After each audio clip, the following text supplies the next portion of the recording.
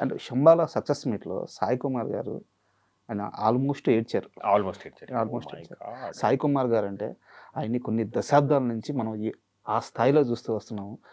కొడుక్కి అలా ఒక హిట్ రాగానే ఆయన చిన్న పిల్లలాగా ఏడ్చడం ఎట్ట అనిపించింది? అది అంటే ఏదేమైనా ఎండ్ ఆఫ్ ద డే ఒక సేయింగ్ ఉంటుంది ఇంగ్లీష్లో, నథింగ్ సక్సీడ్స్ లైక్ సక్సెస్ అని.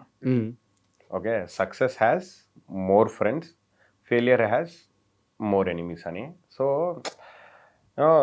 సక్సెస్కి మించిన కిక్, సక్సెస్కి మించిన సాటిస్ఫాక్షన్, సక్సెస్కి మించిన హ్యాపీనెస్ లైఫ్లో ఏది ఉండదబ్బా. బికాజ్ మనకంటూ ఒక గోల్ సెట్ చేసుకొని లైఫ్లో మనం ఒక ముందుకు వెళ్తున్నప్పుడు చిన్నగా మనకు ఎక్కడో ఒక దగ్గర చిన్న సక్సెస్, చిన్నదో పెద్దదో ఏదో ఒక రకంగా సక్సెస్ కనపడకుంటే మనం ముందుకు వెళ్ళలేం. అంతే కదా.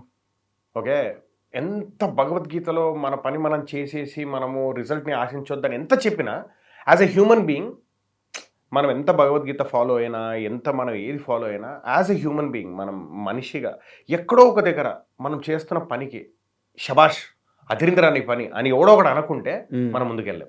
కాన్ఫిడెన్స్ కావాలి.